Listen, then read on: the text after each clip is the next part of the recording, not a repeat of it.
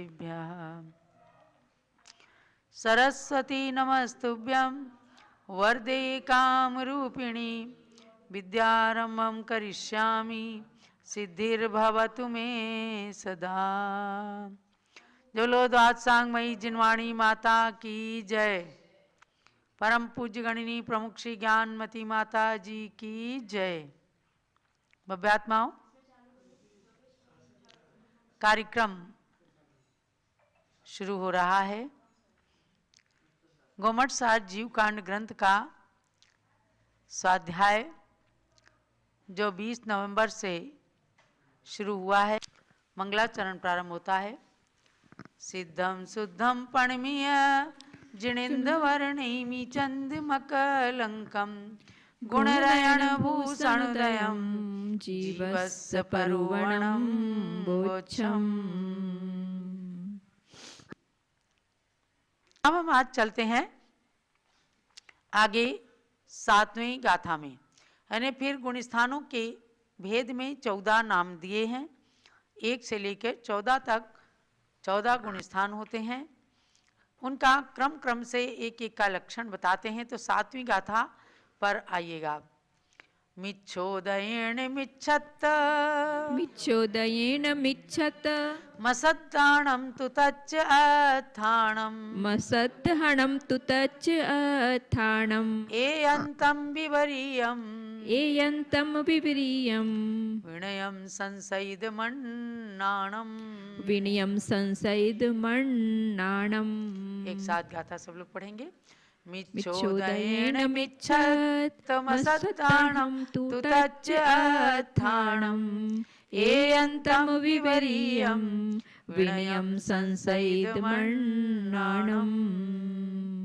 मिथ्यात्वोदयेन मिथ्यात्वमसद्धानं तु तत्त्वार्थानाम् एकान्तं विपरीतं विनयं संशयितमज्ञानम्। जैसा कि नाम से ही अर्थ झलक जाता है, मिथ्यात्व यानी पहला गुण स्थान है, तो उसका अर्थ दिया है, उसका लक्षण बताया है कि मिच्छोदयेन यानी मिथ्यात्व कर्म के मिथ्यात्व प्रकृति के उदय से मिच्छत्तम मिथ्यात्व रूप जो परिणाम होते हैं, तो मिथ्यात्व रूप परिणाम का मतलब क्या है? असत दहनम तू तच्च अत्थाणम यानी तत्व और पदार्थों पर जो अश्रद्धान होता है, माने श्रद्धा नहीं हो पाता है। ये क्यों होता है? अंतरंग में मिथ्यात्व कर्म का उदय होता है और उसके कारण कितना भी पढ़ाया जाता है या पढ़ा जाता है तो भी वास्तविक जिनेंद्र भगवान के द्वारा कहे गए तत्व और पदार्थों पर श्रद्धान नहीं हो पाता व्यक्ति का। यही मिथ्यात्व गुण स्थान का लक्षण है। यानी कि ये समझना है कि जब किसी को तत्व और पदार्थों पर श्रद्धा नहीं हो रहा है, इसका मतलब वह पहले मिथ्यात्व नाम के गुण स्थान में है। हाँ, वो मिथ्यात्व क्या है ये तो बता दिया कि सही को गलत मानना, तत्व को अतत्व मानना। उस मिथ्यात्व के 5 भेद बताए हैं। एकांत, एकांतम विपरीतम विनयम संशयितम अज्ञानम। एकांत मिथ्यात्व, विपरीत मिथ्यात्व, विनय मिथ्यात्व, संशयित मिथ्यात्व और अज्ञान मिथ्यात्व, ये 5 मिथ्यात्व हैं। देखो, सबसे पहले मिथ्यात्व को इसलिए लिया जाता है कि कर्म बंध या कर्म का आश्रय और कर्म का बंध जो 4 या 5 कारणों से आचार्यों ने माना है, उसमें सर्वप्रथम है मिथ्यात्व। मिथ्या दर्शना विरति प्रमाद कसाय योगा बंध हेतवा। ये तत्वार्थ सूत्र की 8वें अध्याय के अंदर पहला सूत्र है। उस मिथ्यात्व के कारण ये जीव अनादिकाल से संसार के अंदर परिभ्रमण करता है। तो भव्यात्माओं, उस मिथ्यात्व के जब 5 भेद बताए तो सबसे पहला भेद है एकांत। आत्मा को एकदम नित्य ही मान लिया या आत्मा को अनित्य ही मान लिया। तो एकांत रूप से किसी पक्ष को बना लेना, जैसे कोई कहे कि संसार के अंदर जितनी वस्तुएं हैं क्षणिक ही हैं, यानी ही को प्रतिपादित करने वाला एकांत से, तो वह एकांत नाम का मिथ्यात्व है। अथवा आत्मा के विषय में या वस्तु तत्व के विषय में केवल विपरीत धारणा बना लेना, ये विपरीत मिथ्यात्व है। एकांत मिथ्यात्व, किसी चीज को एकांत से पकड़ लिया, ऐसा ही है। और विपरीत श्रद्धा बना लेना, जो जैसा है उसके अतिरिक्त उसको विपरीत सत्य को झूठ मान लेना, हिंसा को धर्म मान लेना, यह विपरीत मिथ्यात्व है। जैसे मान लेते हैं कि हिंसा से स्वर्ग आदि की प्राप्ति होती है, इन्हीं सब कारणों से नरमेध यज्ञ, अश्वमेध यज्ञ ये सब चल जाते हैं। या कोई देवी है, ये कुल देवी हिंसा करने से, बलि करने से खुश हो जाती हैं, ये अपनी विपरीत धारणा है। और यही विपरीत धारणा विपरीत मिथ्यात्व का पोषण करने वाली है, यही विपरीत मिथ्यात्व का लक्षण है। अब तीसरा है विनय मिथ्यात्व। तो सम्यक दृष्टि और मिथ्या दृष्टि देव, गुरु तथा उनके कहे गए शास्त्रों से, शास्त्रों के अंदर समान बुद्धि रखना, समान बुद्धि रखना और उनके सत्कार आदि को करना। भाई गुरु तो सब गुरु हैं, सच्चे झूठे की अपने को कोई पहचान वाली बात नहीं है, केवल विनय या अपने गुरु की विनय करना। वो सच्चे हैं कि झूठे हैं इस बात को हम नहीं जान पाते हैं, तो इसको विनय मिथ्यात्व की संज्ञा प्रदान की गई है। कि भाई कोई सोचते हैं कि सारे गुरु हमारे लिए तो एक से हैं, सब सारी उंगलियां जैसे एक समान नहीं होती हैं, ऐसे सारे गुरु एक समान नहीं होते, सारे शास्त्र एक समान नहीं होते और सारे देव एक समान नहीं होते, लेकिन उनको एक समान मान करके और केवल गुरु की विनय करने से ही मोक्ष होता है, ऐसी धारणा बना लेना, ये विनय मिथ्यात्व है। अब चौथा मिथ्यात्व क्या है? संशय मिथ्यात्व। संशय मिथ्यात्व में संशय बना रहता है, ये समीचीन है कि असमीचीन है, यानी सच्चा है कि झूठा है, पता नहीं मोक्ष है कि नहीं, पता नहीं हमारा धर्म सच्चा है कि उनका धर्म सच्चा है, ऐसा जो धारणाएं बन जाती हैं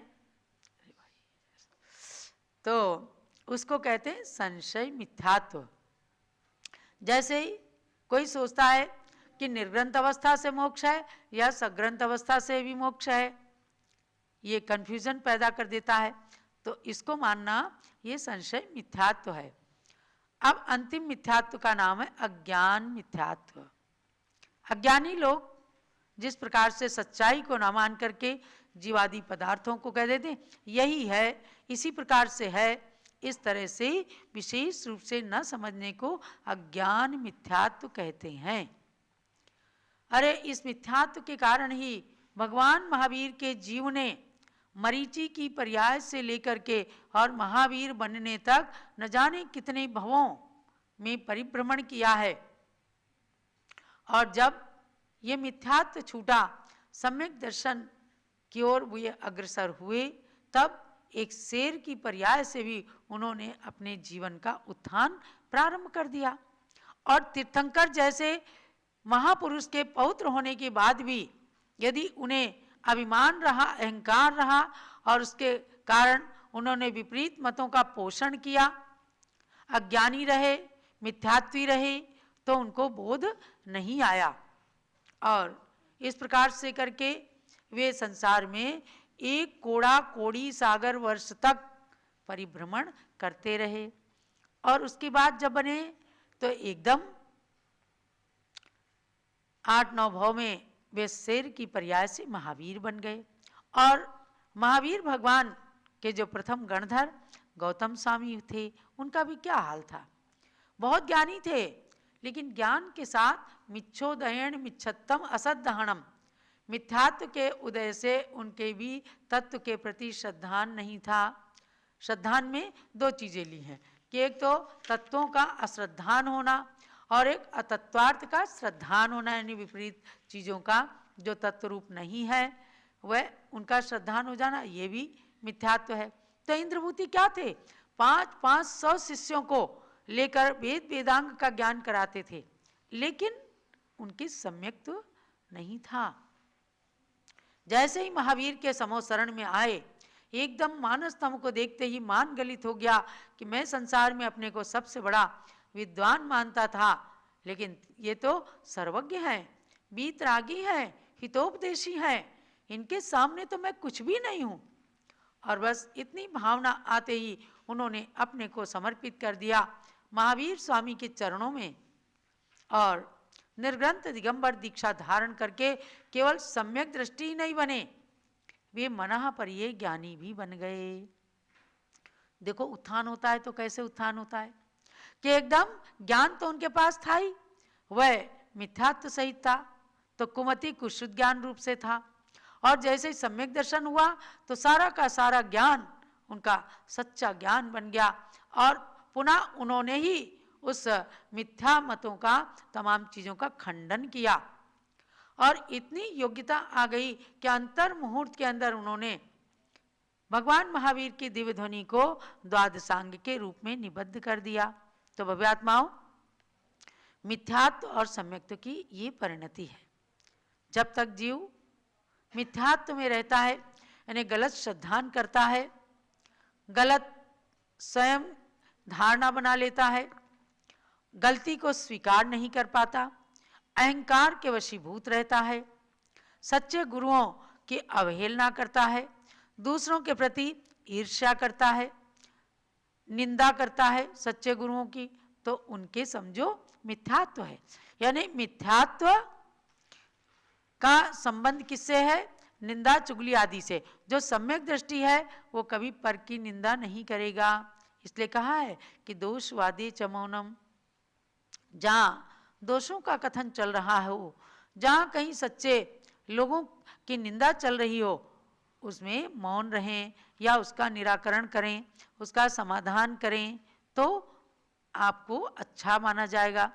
तो भव्यात्माओं, आज मैंने आपको 14 गुण स्थानों के पश्चात इस 7वीं गाथा के माध्यम से प्रथम गुण स्थान जिसका नाम है मिथ्यात्व, कल आपने 14वें गुण स्थान का एक चित्र देखा था। माने पहले गुण स्थान पर पाया रखने वाला व्यक्ति एकदम से 7वें गुण स्थान में भी पहुंच सकता है। कैसे? जैसे इंद्रभूति गौतम गणधर, वे मिथ्यात्वी थे, पहले गुण स्थान में थे, और जैसे ही दीक्षा ली, सम्यक दर्शन हुआ और तत्क्षण ही एकदम 7वें गुण स्थान में दिगंबर मुनिराज के रूप में विराजमान हो गए। तो ऐसे सम्यक दर्शन की महिमा को जानना और मिथ्यात्व के कुफल को जान करके पहले गुण स्थान में हमें नहीं रहना है। ये इस गुण स्थान के सार को समझना, इसके लक्षण को जान करके जैसे भी हो सके अपने मिथ्या रूप परिणामों को वीतराग देवसात गुरु के अतिरिक्त यदि कुछ भी मानते हैं तो उनका त्याग करना, यही आज के स्वाध्याय का सार और यही 7वें नंबर की गाथा मिथ्यात्व गुण स्थान का अर्थ समझना है।